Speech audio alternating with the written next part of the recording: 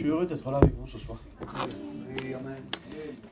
C'est merveilleux quand on rentre dans une réunion, on rentre avec une certaine façon de penser, on rentre avec tout ce qu'on a pensé sur la route dans la journée, et au fur et à mesure de la réunion, on écoute les prières, on écoute les cantiques, et il y a quelque chose qui se passe. Et là, nos cœurs, ils sont disposés à recevoir une bénédiction. Alors si vous voulez, on va prier le Seigneur encore une fois, et après quoi, eh bien, je vous partagerai ce que j'ai sur le cœur. Je vais demander à Max de prier pour moi. Nous pouvons que te louer, te rendre grâce, Seigneur. Oui, Dieu. Parce que nous savons que ton action prie au milieu de nous. Ce que nous avons besoin, Seigneur, c'est de ta grâce, c'est d'être béni. Seigneur, tu accordes la délivrance, parce que tu es un Dieu qui ne change pas. Amen. Nous pouvons nous attacher, nous pouvons compter sur toi. Seigneur, tu es le Dieu Tout-Puissant. Je prie de te servir de ton serviteur, de le remplir de toi, que soit le moyen dans lequel toi tu veux te servir. Contrôle cette réunion par le Saint-Esprit. Trouve des cœurs de la bonne terre ce soir, afin de porter du fruit à la gloire de ton nom. Et nous te disons merci d'avance pour tout, Seigneur. Amen. Gloire à Dieu. On lit un verset tout ensemble, si vous voulez bien. Ça se trouve dans le livre des Proverbes, au chapitre 14 et au verset 13.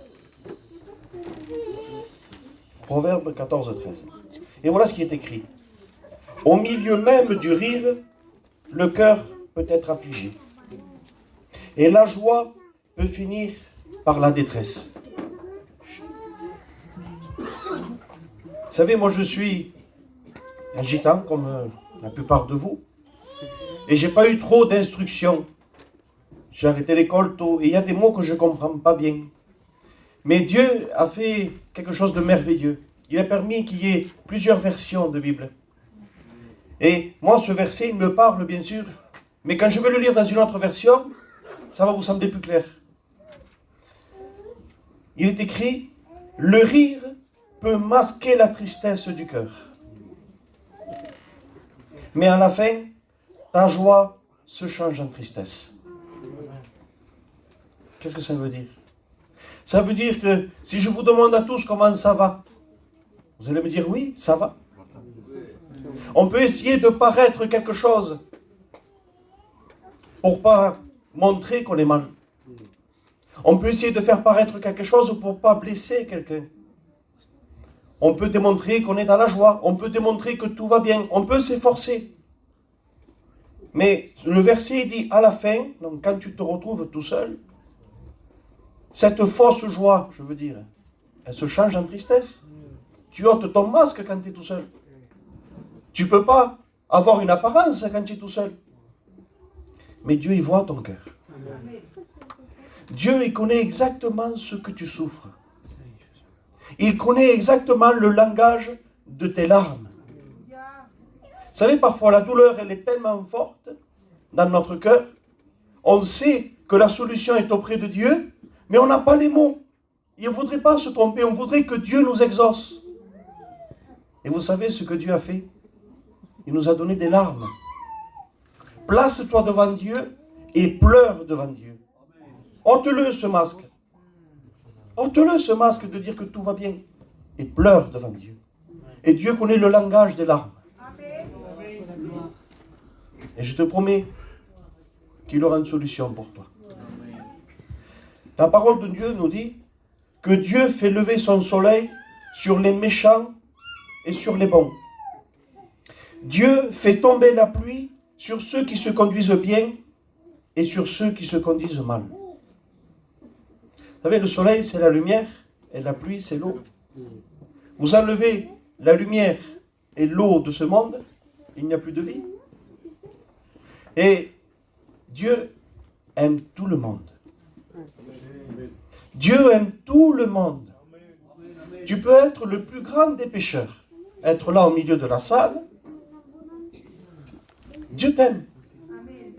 Et tu peux être un saint, un homme de Dieu, une femme de Dieu irréprochable. Et puis Dieu t'aimera exactement pareil. Son amour ne change pas. Et vous savez, qu'on soit un véritable saint, ou qu'on soit le plus grand des pécheurs, il y a des choses eh bien, qu'on ne peut pas passer à côté. Il y a des choses eh bien, qui nous font mal parce que nous sommes des êtres humains. La douleur, que ce soit physique ou morale, que je sois un homme de Dieu ou que je sois le plus grand des pécheurs, la douleur, elle fait mal. Une angoisse, ça fait mal. La peur du lendemain, ça fait mal dans notre esprit. S'angoisser de se dire, mais comment ça va se passer? Ça fait mal. L'inquiétude, ça fait mal. Qu'on soit gentil, qu'on soit méchant, qu'on soit pécheur, qu'importe. Mais alors à quoi ça sert de venir à la réunion si on est tous pareils, si on souffre pareil? Rappelez-vous ce que Jésus-Christ a dit dans le jardin de Gethsémani. Il a dit, je ne te prie pas de les ôter du monde, mais je te prie de les préserver du mal. De les préserver du mal. Ça ne veut pas dire que le malheur ne va pas t'atteindre. Mais dans ton cœur, tu peux vivre quelque chose d'extraordinaire. Dans ton cœur, eh bien, tu peux avoir la véritable paix. Le problème, il est toujours là. Mais Dieu a fait que si tu te confies en lui véritablement, tu peux avoir la paix dans ton cœur. Est-ce que vous croyez tout ce qui est écrit dans la parole de Dieu? Est-ce que vous croyez que tout ce que Dieu dit, ça peut se réaliser? Alors écoutez ce que Dieu va dire. Dans la première épître de Pierre, au chapitre 5 et verset 7. Déchargez-vous sur lui de tous vos soucis, car lui-même prend soin de vous. Dieu ne va pas envoyer un ange pour prendre soin de toi. Il dit, je viendrai moi-même prendre soin de toi. Il vient personnellement pour toi. Quand Dieu s'est révélé à Moïse, il a dit ces mots. J'ai vu, j'ai entendu, maintenant je viens. Et tu crois qu'il est indifférent à ta vie? Tu crois que Dieu est indifférent à toi qui est à l'image de Dieu? Je suis un pécheur, moi, je ne suis pas à l'image de Dieu. C'est pas ça. Être à l'image de Dieu, eh bien, savoir les sentiments que nous avons, de pouvoir aimer, de pouvoir rejeter. Le sens moral que nous avons, nous sommes à l'image de Dieu. Un animal n'est pas à l'image de Dieu. Il agit par instinct. Les arbres, la nature ne sont pas à l'image de Dieu. Mais nous, nous sommes à l'image de Dieu. Dieu t'aime. Dieu t'aime. Et ce soir, il veut nous demander quelque chose à chacun d'entre nous. Qu'on se décharge de tous nos soucis. Tous. Mais il semblerait, eh bien, qu'on présente à Dieu et on se décharge sur les petits problèmes. Les petits problèmes, Dieu sait les gérer. Seigneur, garde mes enfants. Seigneur, je te présente mon travail. Seigneur, je te présente ma famille. Seigneur, je te présente cette voiture que je vais acheter. Les petites choses. Mais quand il y a un problème qui est sérieux, il semblerait que nous, on soit plus forts que Jésus.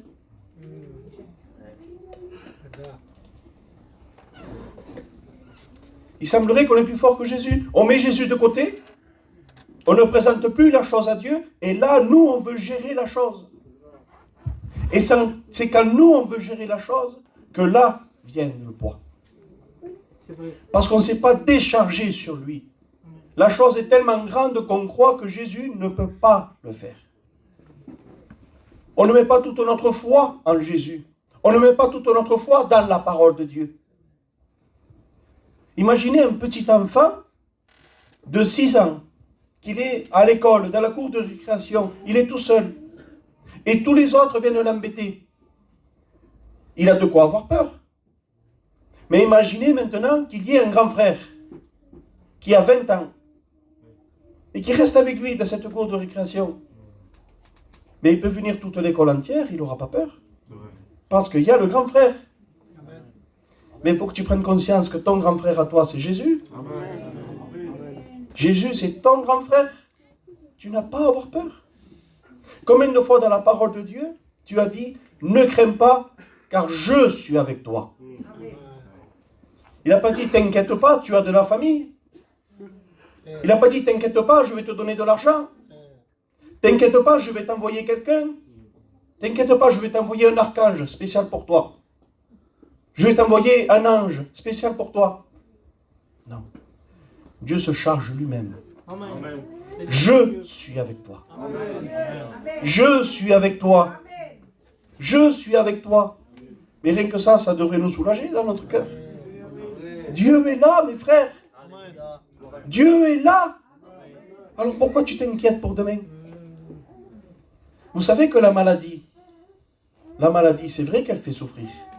C'est vrai qu'elle nous angoisse. C'est vrai qu'elle nous fait du mal, physiquement, moralement, tout ce que vous voulez, je vous apprendrai.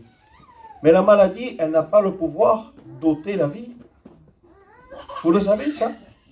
C'est Jésus, dans sa parole, qui va dire, j'ai le pouvoir de donner la vie et j'ai le pouvoir de la reprendre.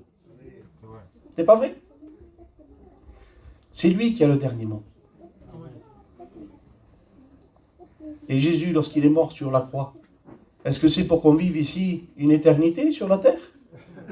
Est-ce que c'est pour ça?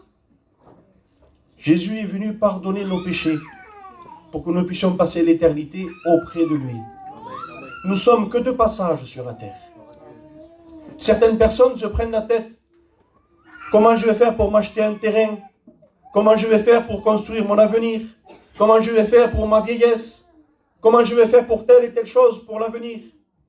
C'est bien de se poser la question.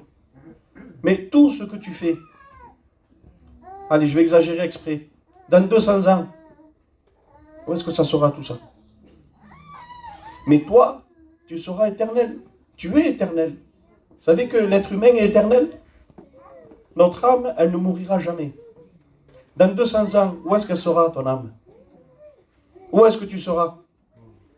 Dans la gloire de Dieu ou loin de la face de Dieu? Où est-ce que tu seras? Vous savez, c'est une folie de dire je n'ai pas de temps pour Dieu par rapport à mes affaires et de vouloir passer l'éternité avec lui. Comment tu peux dire je n'ai pas de temps pour Dieu et vouloir passer l'éternité avec lui? Comment peux-tu rejeter Dieu dans ta façon de vivre et vouloir passer l'éternité avec lui?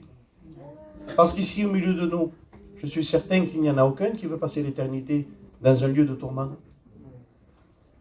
Dans les ténèbres. Dans un lieu où il y a des pleurs et des grincements dedans. Personne. Mais ta façon de faire, tout ce que tu fais, eh bien, on payera, on aura des récompenses pour tout ce qu'on fera. Bonnes ou mauvaises, vous le savez ça. Cette vie, elle est semblable à un supermarché. Tout ce que vous faites, quand vous rentrez dans le supermarché, vous prenez, vous le mettez dans votre chariot. Vous avez mal parlé, vous le mettez dans le chariot. Vous avez fait du bien à quelqu'un, vous le mettez dans le chariot. Vous avez travaillé pour Dieu, vous le mettez dans le chariot. Vous avez une mauvaise pensée, vous le mettez dans le chariot. Vous avez commis des choses horribles, vous le mettez dans le chariot. Mais tôt ou tard, il faudra passer à la caisse. Tôt ou tard, on va passer à la caisse. On va se présenter devant Dieu. Vous allez beau lui dire tout ce que vous voulez.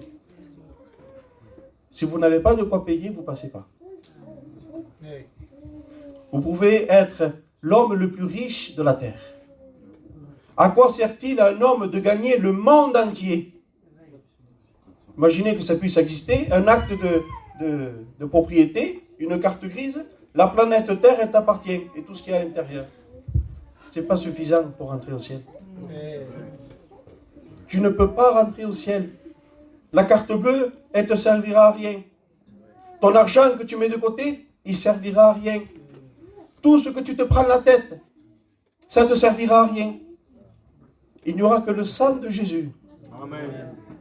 Il n'y aura que le sang de Jésus qui sera accepté devant Dieu pour te laisser passer. Et te laisser rentrer dans le ciel de gloire. Regardez ce que dit l'Apocalypse chapitre 3 verset 7. Voici ce que dit le Saint, le véritable, celui qui ouvre et personne ne fermera. Celui qui ferme et personne n'ouvrira. Il va dire, j'ai mis devant toi une porte ouverte que personne ne peut fermer. Qu'est-ce que c'est cette porte? Est-ce que Dieu va t'ouvrir une porte pour te faire du mal? Est-ce que Dieu va t'ouvrir une porte pour te condamner? Pour te tendre un piège? C'est la porte de la bénédiction qui se propose à toi. Mais imaginez qu'on soit devant cette porte, la bénédiction, elle est là. Mais si toi, tu ne fais pas un pas vers cette porte, tu seras toujours devant la bénédiction, tu la verras de loin, mais jamais tu recevras les bonnes choses de cette bénédiction. Il y a ta part à toi, il y a ta volonté à toi, ta volonté de traverser cette porte. Ta volonté à toi. Regardez ce que Jésus va dire. Mettez-moi de la sorte à l'épreuve, et vous verrez si je n'ouvre pas pour vous les écluses des cieux. Vous verrez si je ne répands pas sur vous la bénédiction en abondance. Mettez-moi à l'épreuve. Si tu obéis à Dieu, voilà ce que tu te proposes ce soir. Obéis à ma parole. Et tu verras que si pour toi, je ne te bénirai pas. Vas-y, mets-moi à l'épreuve. Mets-moi à l'épreuve. Tu n'as simplement qu'à obéir à ma parole. Obéis à tous mes commandements. Et tu verras que si pour toi, je ne répands pas la bénédiction. Le livre de Deutéronome, chapitre 28, verset 8. Le premier verset va dire, si tu obéis à la voix de l'Éternel, ton Dieu, en observant et en mettant en pratique tous ses commandements, voici toutes les bénédictions qui se répandront sur toi.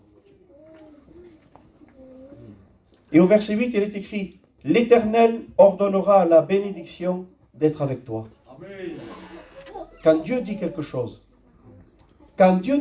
vous savez que même le diable lui obéit. C'est vrai. Quand Dieu ordonne quelque chose, la chose se fait. Alors si Dieu ordonne à la bénédiction de venir dans ta vie, qui va s'y opposer? Mais pour cela, tu dois obéir, observer sa parole et la mettre en pratique. Amen. Tu ne peux pas recevoir une bénédiction de Dieu si tu continues à vivre comme toi tu veux. Tu ne peux pas recevoir une bénédiction de Dieu en vivant dans le péché. Ce n'est pas possible. Ce n'est pas possible, ce n'est pas biblique. Même qu'on ne comprend pas, même qu'il y a des choses que ça nous dépasse. Il y a des choses que Dieu nous demande et on ne comprend pas pourquoi. Seigneur, tu es Dieu, tu peux faire ce que tu veux de la façon que tu veux. Mais quand Dieu dit quelque chose, il faut lui obéir jusqu'à la fin. Quand vous allez au docteur, on vous donne une ordonnance et il y a un traitement à suivre. Si vous prenez le médicament pendant une journée et le traitement, c'est pendant 10 jours. Au bout de la journée, après vous dites, ça ne m'a rien fait. Ça ne m'a rien fait du tout. Je ne vois pas de changement, je suis toujours pareil, je suis toujours malade. Et vous laissez tomber. Et c'est normal que vous ne voyez pas le résultat. Pourquoi? Parce que le traitement, il faut aller jusqu'au bout. C'est au bout de ces 10 jours où vous verrez le résultat dans votre vie. Et avec Dieu, c'est la même chose. Ce n'est pas parce que tu viens, toi, pendant 10 ans, pendant 20 ans, pendant 30 ans aux réunions, et que quelque chose va changer pour toi. Si tu viens et que tu n'obéis pas, à quoi ça sert?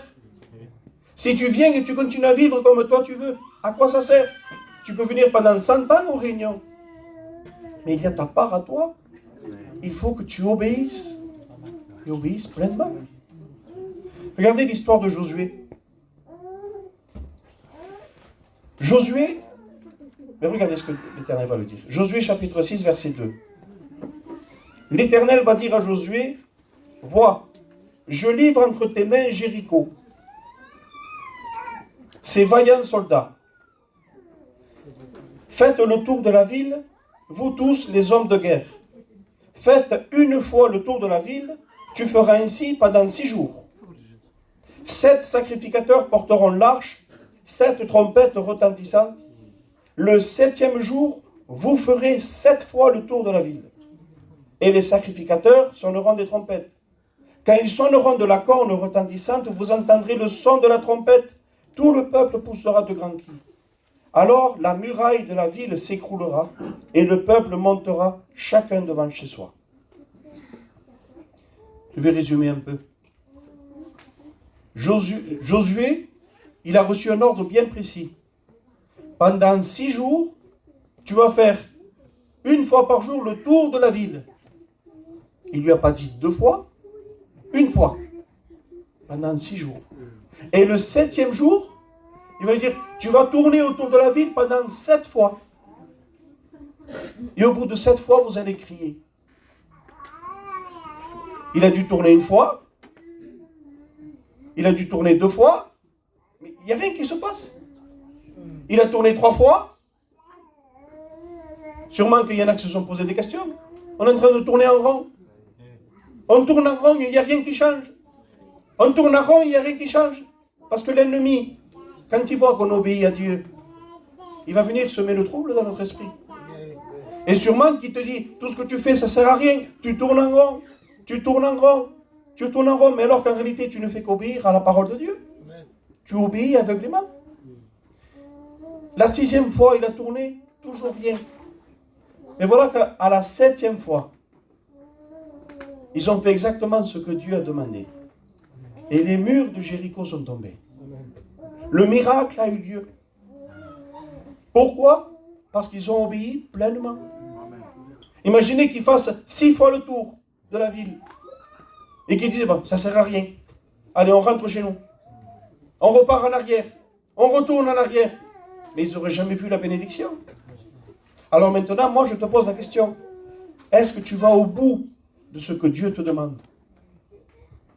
Est-ce que tu fais exactement tout ce que Dieu te dit, mais jusqu'au bout?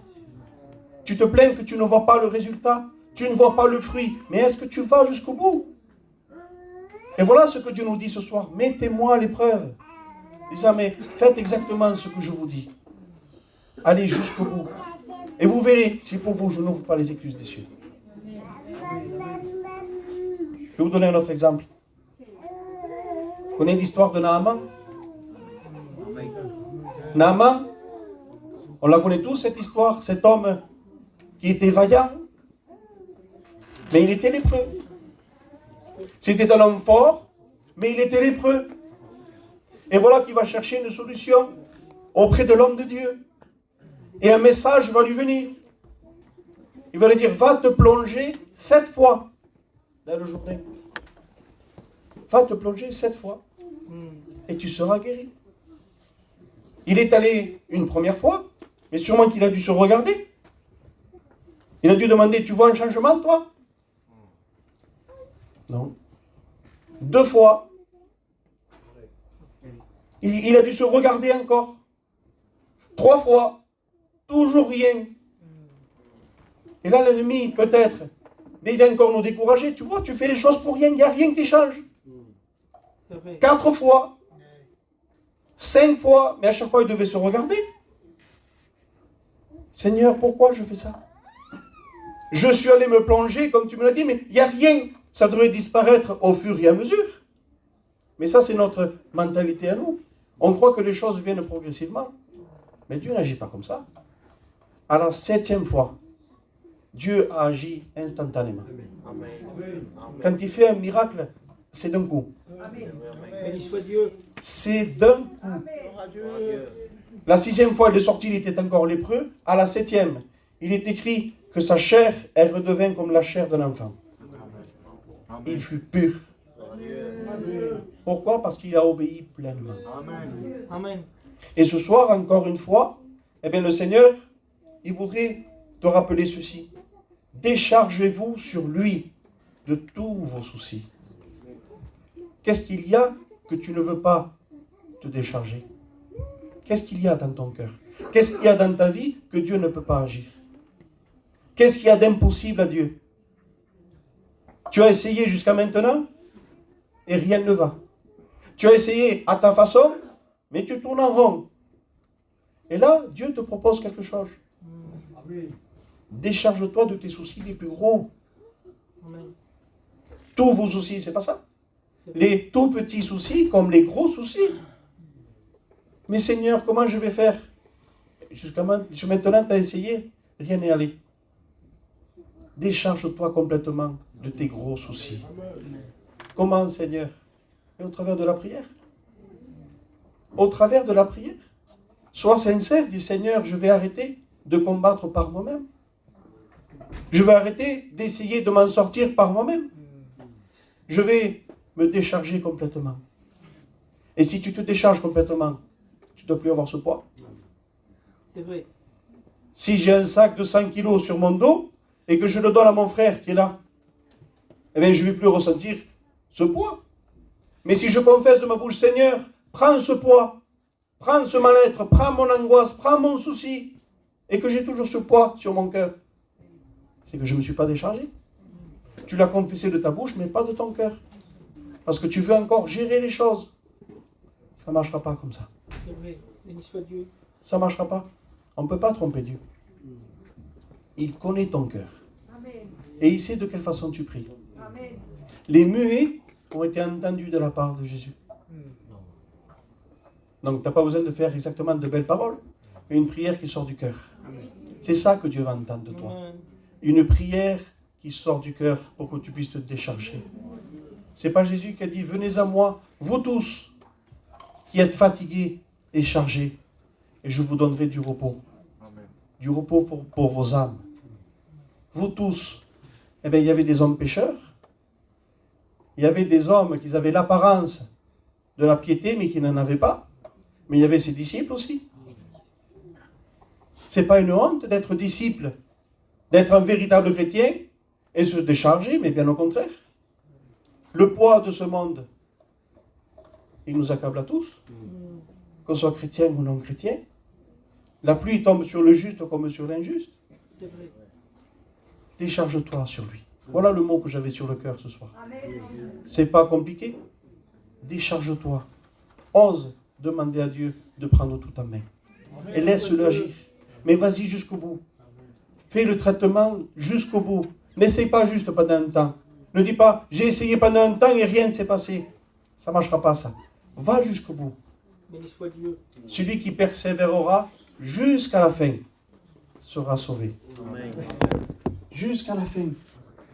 Si on décide de faire 1000 km et on arrive à 999 km, on se dit, oh, je suis fatigué, c'est trop loin, je retourne en arrière. Ça serait absurde. Il te reste 1 km. Et là, tu n'es pas loin de ta bénédiction. Pourquoi tout lâcher maintenant? Pourquoi tout abandonner maintenant? Pourquoi? Tu as fait le plus gros déjà. Laisse-le. Décharge-toi complètement. On prie le Seigneur. Amen.